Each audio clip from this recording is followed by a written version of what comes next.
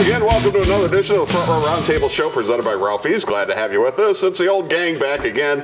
Big John Melkowski from the St. John's Radio Network. Marty Bin from Fairway Mortgage. I should write that down. You had the new grand opening. It was all good. Out on Monroe Street near Sylvania. And yes. It's all good. Near 475. And right? You're out Kind there? of. Aren't you out there near where Alexis and they... We're a little east of there, but yes. Well, yeah. Yes. It's not like it's 2 old, hours from my there. old work stomping grounds, yes. I grew up in the true. mortgage business across the street on the other side. That's all good. Yes. All right. It's all good. I was letting you give it a plug. I appreciate that. That's okay. All right, we just want to dive into the first topic then. Our first topic is Marty explaining what the roughing the passer rule is in the NFL. So we have argued on this very show for several seasons now about what was a catch, and I almost think I know what's a catch now, according to that. But now I have no idea. I wouldn't say several seasons. We haven't been on that long. Okay, well, we've all been arguing about that for as long as we've known each other. The second season of arguing it on this show. But we've known each other a long time and always argued that none of us have any idea. So now I have no idea what's a legal tackle. Well, on and a quarterback, I darn sure don't know on a quarterback. On a quarterback, there is none. So it's odd to me because Saturday Night Live is on right after us, and there's a Woody Harrelson sketch from like 4 years ago that talks about, you gently lay him on the ground, and then if his eyes dilate, you did great, whatever. It's you could look it up. Did you see the one that was going around on Twitter? Yes. With the girl that threw the football? Yes. And he went over and he slowly picked her up and he slowly set her down. Put the pillow down. But that's a rip-off of the Woody sketch from 4 years ago, and the NFL has blown it on this one. Well, because you can't hit him low now because of Tom Brady. That's a penalty because the one he blew out his knee. You can't hit him high because if you hit him in the head, it's a penalty. And now a form tackle to the torso is a penalty also. So here's what I'm saying. If they're not Cam Newton, because clearly he's not allowed to do this, everyone else should have flags. Right? You pull the quarterback's flag and the play's over. Because that's the only way we're going to adjudicate this. And the NFL has goofed this up so bad that we're all sitting here laughing at them because they've blown it. First of all, you should be allowed to come down. Gravity should not force a penalty. Right. And now if you're jumping into the air, you have to come down. Right. Or if you're swinging a guy over your shoulder to face plant him, okay, we get that. Right. It's one thing, the old Terry Bradshaw video where he does the old suplex he over his grabbed head. him around his arms so he couldn't escape and then dumped him on his shoulder. That's one thing. I mean, I think you can.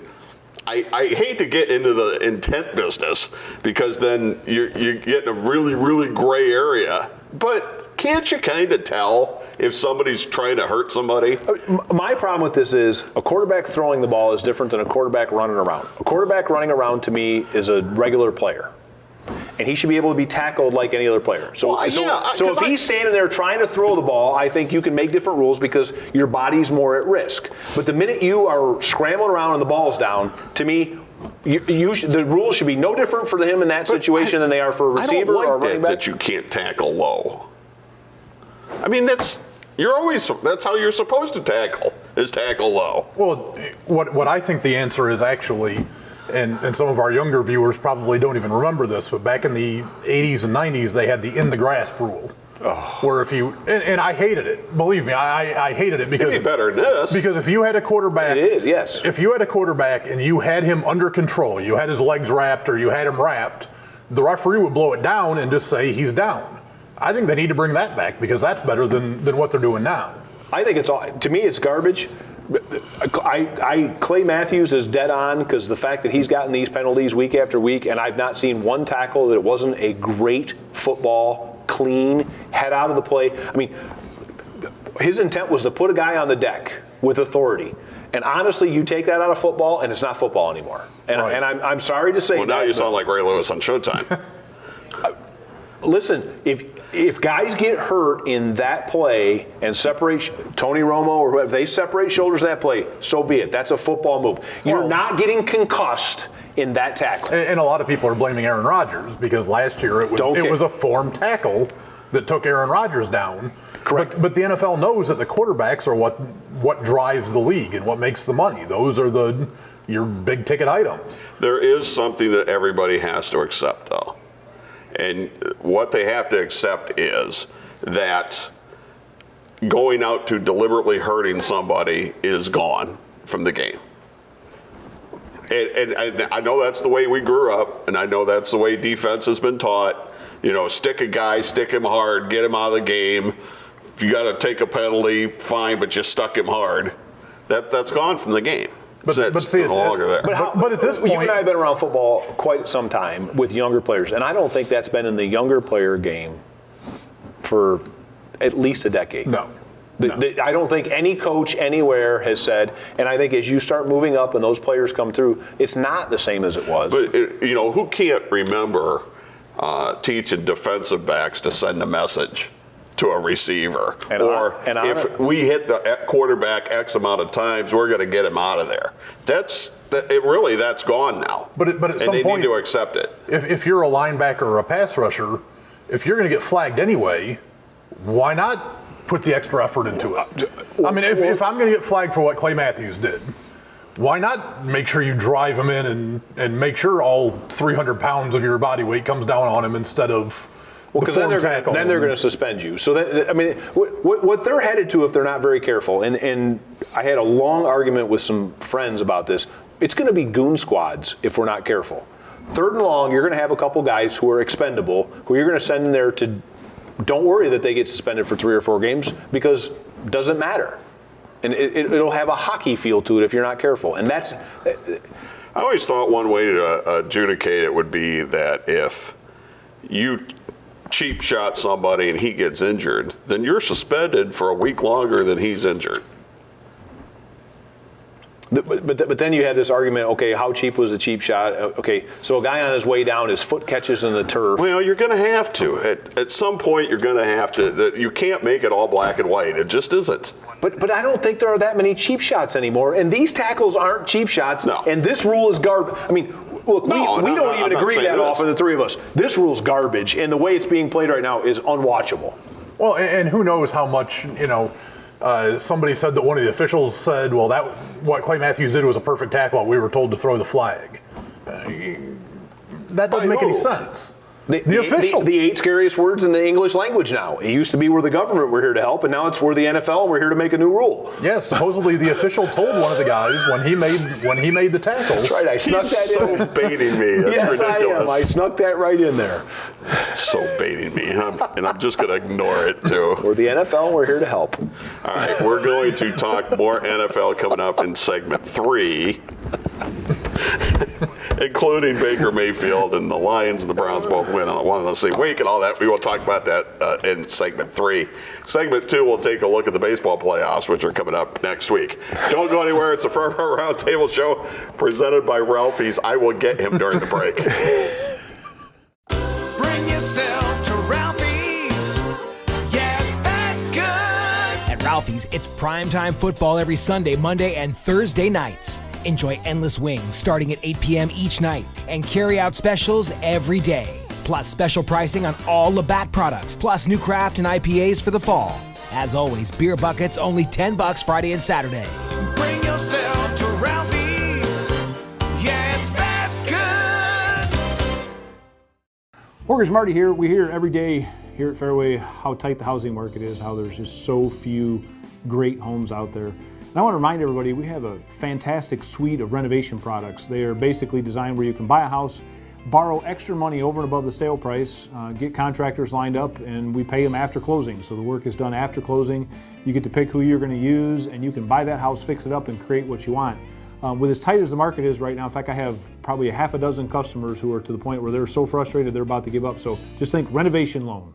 Red Wing Shoes, a quality built to last, just like the legacy of service at your Red Wing Shoes dealer, North Reynolds at Bancroft in Toledo. Family owned and operated since 1982. 4 generations building a legacy of quality and service for years to come. Our sales staff has over 95 years selling and servicing Red Wing shoe products, and we have the largest selection of Red Wing shoes in Northwest Ohio. Irish Setter, Works, and our USA-made heritage shoes. In stock, no waiting. Red Wing Shoes, North Reynolds at Bancroft, where service, quality, and fit come first.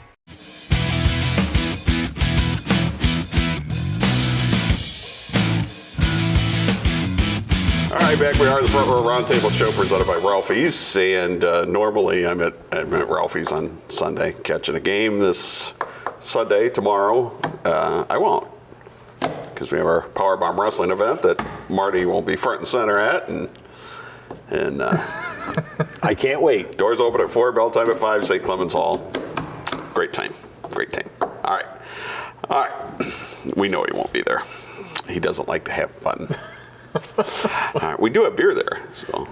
Wait a minute. No, I'm on the keto diet. You'll have to have hard liquor. It's not going to work excuse with beer. I'm on the keto diet. Move on. No one cares about this. You can't have bread in a bottle. Really? Move along. Trust me, move along. No one wants to hear about this. I think I agree with you on that one. Yes. All right. The last day of the regular season is tomorrow for baseball. I would like to, if I could, I have these thoughts that pop into my head. I just don't verbalize them all the time. The next person that says, well, it's not fair that somebody's got to play one game to move on to the next round, I just want to punch him right in the face. Yep. The Norm Waiver violence streak. I just want to punch him right in the face. Okay. Because how can you avoid the one-game playoff? Win your division. Win your division. Pure and simple. It's a second chance game is what it is. Yeah. Pure and simple. Win your division. For 100 years of baseball, there was no second chance. If you didn't win your division, you weren't even in the playoffs. There were 2 divisions, not 3, and actually, not even for 100. For a long time, Yeah. You didn't win the pennant. You didn't win. Right. There weren't even divisions. Right. Until 69. Yeah. Okay, so there you go. So it used to be a 2-team chance, then it was a 4-team chance, and now it's a 6-team chance. And whiny people are complaining about the play-in game. Well, it's a 10-team chance, really. Well, okay, because the way but I'm saying, but now they're complaining about the 2 teams that have the play-in game, which is like if they expand the college football playoffs and you're not in the bye week format that you'd be complaining because you have to play a game and the top 4 seeds don't. Or if you're in the play-in game in the NCAA tournament, the basketball tournament. Because I love how they do it now. I absolutely love how they do it.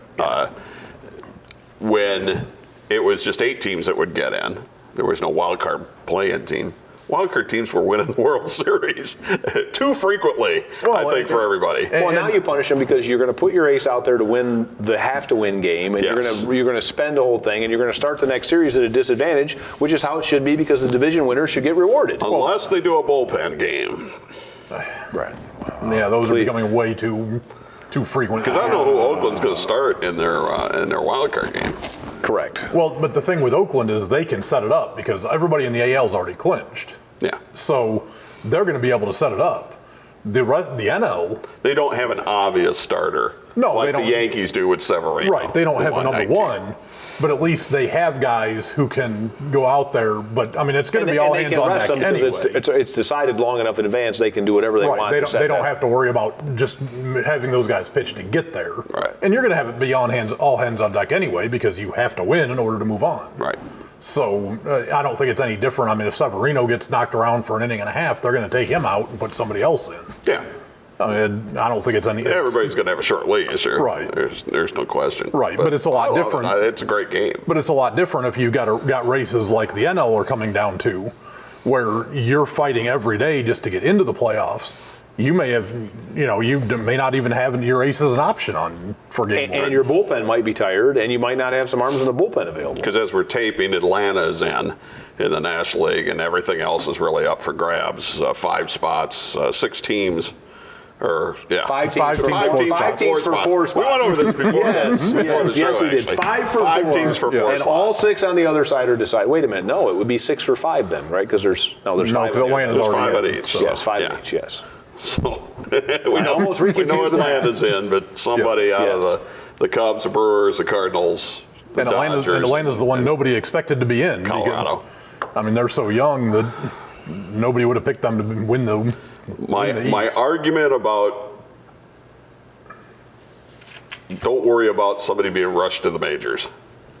Atlanta. You can flip that trump card over for now a decade. Anytime somebody makes the argument of don't rush people and say, oh really? Well, look, this young team with very little experience apparently wasn't rushed. Apparently they were ready. And oh, by the way, they're the top seed right now and the only ones who've clinched. So pipe down. The talent will win out. You should punch that person in the face like you should punch the wild card stinks in the face guy. Now, look, I guess the biggest question really is the Indians around here.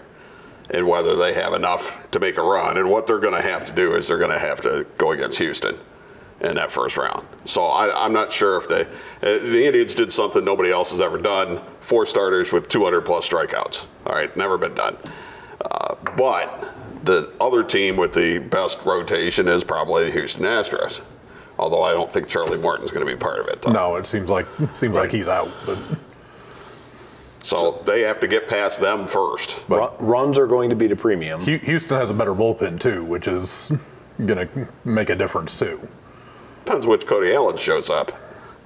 You know, the one that's been showing up recently hasn't been real good. Maybe he's Simber hasn't been real good either. Getting ready for the playoffs. Simber hasn't been real good either. Yeah. I think the Indians are going to have to do some slugging in order to win some games.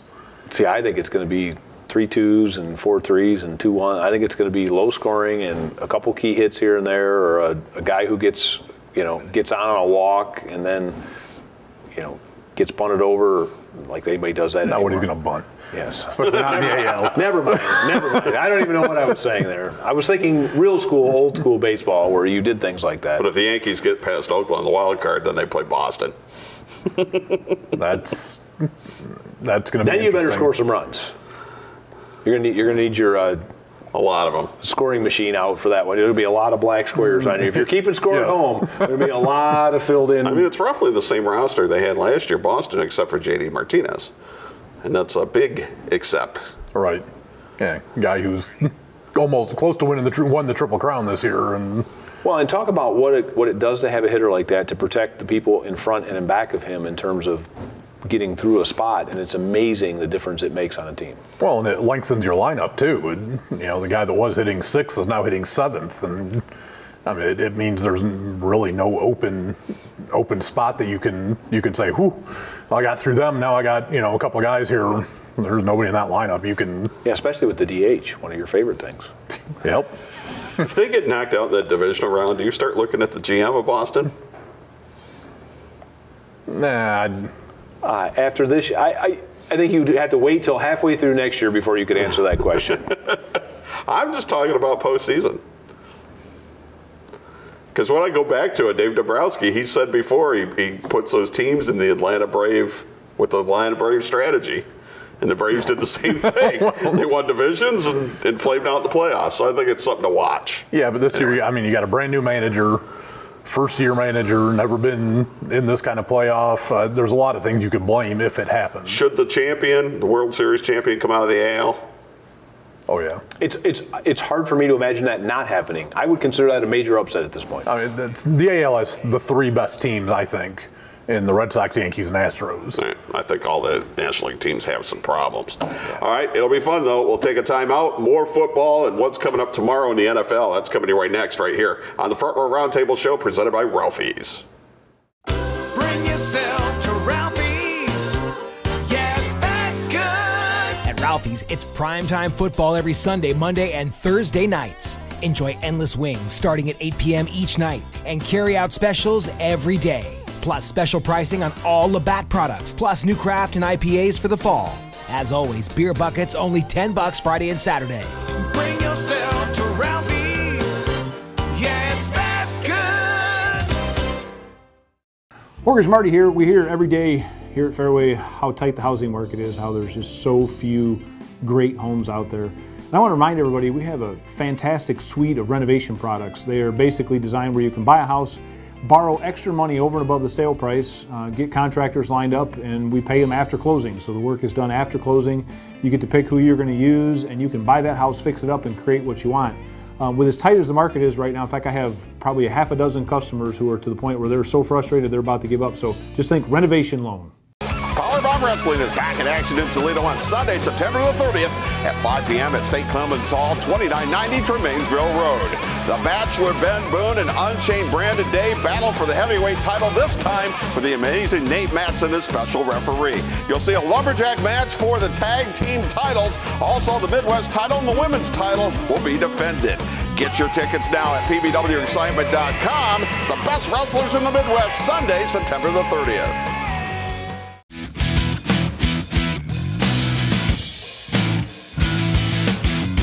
All right, welcome Welcome back for our Roundtable show presented by Ralphie's. Norm Waymer, Big John Melkowski, Marty Ben. All right, here's your question. They have not seen this question that I have prepared, especially for this segment. It's a Jeopardy question. Brock Osweiler, in his last 13 games, all right, he's thrown for 2,326 yards, 11 TDs, 12 picks. All right, this other guy has thrown for 2,396 yards, which is only 70 more yards. One less TD, one less interception. 10 touchdown passes, 11 interceptions. Who is he? Because I know the show, it's Matt Stafford. No. Oh, no? I actually heard this. It's your guy, Dak Prescott. Oh! He's just as good as Brock Osweiler. Okay. See, but on here you said no Cowboys. No Cowboys. Yeah, there it is. Okay, let me. It's called a swerve. Plus, after the first segment, I can adjust to it. Look, I said the Cowboys stink. Anytime you've texted me during a Cowboys game, I've said this is unwatchable, and I'm sticking with they're not good, they're not a playoff team, and watching them right now is unwatchable. Did I text you last Sunday? No, gracefully, you did not bother to tell me how unwatchable, because I actually turned it on and went, I gave part of my life up for this. Because I was busy watching for the third straight week. The Raiders blowing their second half lead. Speaking of unwatchable, so Thursday night I'm kind of hanging out outside. I got the outside TV on. I'm kind of chilling, and I'm trying to watch the unwatchable, which is Tyrod Taylor attempting to play quarterback for the Cleveland Browns. And then someone walked into that stadium and flipped a light switch on, and Baker Mayfield magically appeared out of the clouds, and the whole place got loud, and they could play football all of a sudden. It was like a new whole team emerged from the smoke. It was bizarre. What have you heard me saying all this time? Last year, they had a rookie quarterback that wasn't ready to play, and they started him. This year, they had a guy that was ready to play, and they didn't start him. Well, we'll see if he was ready to play. Mayfield? Well, he's half a game. He's ready to play. Well, and they didn't prepare for him. They didn't prepare for that offense. So it's, game planning wise, you're kind of on the fly. It's not that. If nothing else, the energy level went through the ceiling, and I haven't seen that for quite some time, and it was great. If nothing else for Cleveland, it was great. Tyrod Taylor was a 48% passer when he was in there. He wasn't even that. That's not good in high school. He was like, I don't know, 2 of something for 4 yards. Well, I meant on the season. For the season as a whole, he was at 48%. Unwatchable. I'm not saying let's stick Baker Mayfield in the Hall of Fame or anything like that. But he is the best quarterback they have, and he's their best chance of winning. And you might as well figure out whether he can develop or not right now. He's a very mature guy for a rookie. I mean, Darnold's like the youngest starting quarterback in the last 50 years. Yeah. Mayfield's not that guy. He's ready to take this on. And I'm not saying it's going to be smooth sailing the whole way, because it's not. But he's very accurate, and that's the number one thing you need in the NFL is accuracy. Well, I mean, I watch when you can throw a ball. I mean, we've talked about this in high school. When you can throw a ball behind the linebacker's head and in front of the safety on time in the middle of the field, and have guys go catch it, it's really hard to play defense, because a lot of defenses almost do a reverse U, where they only have to defend the outside route, because they don't have to worry about it. You just put a safety somewhere in the middle to take away the whole middle of the field, and you don't have to worry about the rest. That's why you see so much cover 3 in poor quality football. You just play cover 3 and dare them to throw it in the seam routes, and then flip your linebackers out in the flat and one in the middle. Well, the guys that can hit that middle route make teams very hard to defend, and he can make that throw, and Tyrod Taylor can't. And I'm sorry, that's just a reality. He can throw it in that window over and over again, and the first throw he completed was right there.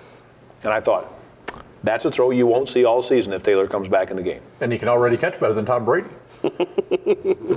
Half nothing is still nothing. Speaking of Tom Brady, I did want to get into the Lions and their win at home over New England. Does it say more about the Lions, or does it say more about where this New England team's at? I think it's New England. Because I don't want to. Those wide receivers. I've been burned before kicking a little dirt on Tom Brady before, and I don't really think this is Brady's fault. It was right about this time last year that I started opening my mouth and saying, okay, this is the end of the Patriots. They're arguing amongst themselves. But they look slow. They only had 3 wide receivers even active for the game. Right, but I don't know how you do that in today's NFL. If you can keep Josh Gordon away from the chronic and you get through the next game, then Edelman's back the game before. Chronic. But can you? I'm not Marty's saying the only one with street cred on the show. It was a meme I saw. It was hilarious. It was absolutely. But I'm saying every year and I'm not disagreeing that they've looked awful, but every year about this time, everybody basically flips the lid on the coffin and starts to plant them in the grave, and then they, like, zombies or vampires, they come back in the middle of one night and then they tear everybody up, and all of a sudden they're in the Super Bowl and they're the favorites. Well, here's what you got to watch, and this game tomorrow is going to tell the tale. New England at home in their division have won 27 of their last 28 games. Tomorrow they have Miami at New England. So I think we'll find out. And they're still a touchdown favorite. And they could be Miami's 3-0. Yes. They could be in big trouble in the division if they don't win that game. Because you're talking about being down 3 games with the tiebreaker in the other team's favor. I mean, that's tough. Right. Buffalo beat the Stuffings out of Minnesota. They're a 10-point underdog at Green Bay. Is that your suicide, or is that your? No, actually, I took the Texans and they lost. So okay, because I guess the 0-2 Giants coming back home. I saw how many leagues went from a whole bunch of people left to almost nobody. 2/3 of the Yahoo one. Well, gone. They were a 14-point favorite. I actually heard 16.5, as a matter of fact. I actually when you talk about overlooking someone, if you can explain to me how that happens, other than the Vikings clearly were preparing for the Rams this week, I don't know. They actually said that was the first time in, I think it was like 50 years, that a team that was more than a two touchdown favorite lost by more than a touchdown. So we were talking about Cleveland and Detroit. Cleveland plays my favorite team, Oakland. Detroit plays your favorite team, Dallas. And both our teams are at home. I'm gonna have to tape some college football so I don't have to watch any of that, because the more I'll be at the Powerbomb Wrestling event, so I won't have to watch it. You won't have to watch, right? So don't tape it. You can DVD it. It's not on local TV. Or DVR it. It doesn't matter. No matter. It's not something you're going to want to save for the Browns archives. are not on local TV again, okay? Right. Don't panic. Yeah, that's it's not anybody's fault in Toledo, okay? They don't make the decisions here. Yeah, read the Blade from earlier in the week if you're interested. Just to let everybody know, we got about a minute left. But your boy's going to win? No. Oh, come on. No, I'm for tanking at this point. Well, play for draft picks. You just showed him Brock Osweiler's the same quarterback as he's got. It's not that 8-8 doesn't make the playoffs. They get you another mediocre draft pick, so you might as well be 2-14. And you get to keep your mediocre coach. quarterback. Sunday night's Baltimore and Pittsburgh. That'll be a good Pittsburgh. game. That should be a little bit of a war. Although Pittsburgh almost gave that game away to Fitzmagic on. They tried. And Monday night defense is suspect. Monday night's Kansas City at Denver. So we got 30 seconds. Is Holmes real? Yeah, with all those absolutely. weapons, for sure. Andy Reid didn't goof this one up. He'll have a few bumps though, but he's good. All right, it is Saturday Night Live coming up next. Powerbomb Wrestling coming your way at 2 a.m. You can't catch it, DVR it. You can't do that. You can catch it online. And our big Powerbomb event is coming up tomorrow at St. Clements Hall. Doors are open at 4, bell time at 5. But next Saturday night, 11 o'clock, we'll see you right back here once again as we talk more NFL and stuff. For our Roundtable show presented by Ralphie's, take care of each other. We'll see you next week.